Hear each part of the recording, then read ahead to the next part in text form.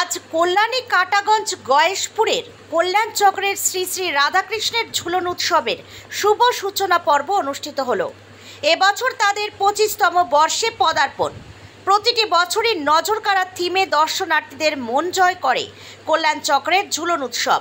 তেমনি 2025-এ একেবারে নবতম সৌন্দর্য আকর্ষণে তাদের ভাবনায় রয়েছে দীঘার জগন্নাথ দেবের মন্দির। প্রতিটি বছরই এই ঝুলন উৎসবে দর্শনার্থীদের ভিড় থাকে চোখে পড়ার মতো।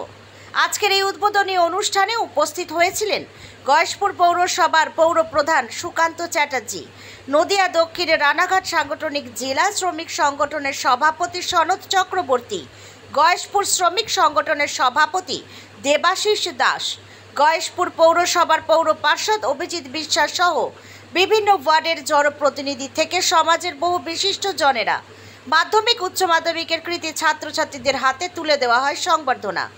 আসুন শুনে নি আজকের এই অনুষ্ঠান বিষয়ে কি বললেন কল্যাণ চক্রের কর্ণধার তথা অনুষ্ঠানের উদ্যোক্তা রাজু সরকার। ব্যুরো রিপোর্ট, NN বার্তা।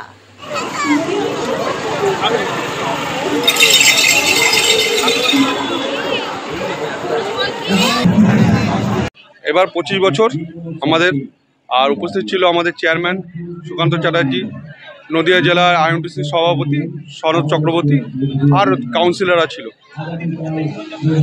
17 তারিখ পর্যন্ত 14 দিন টোটাল।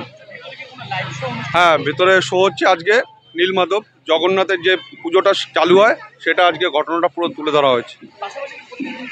প্রত্যেকদিন শো 3 দিন পর শো চেঞ্জ হবে।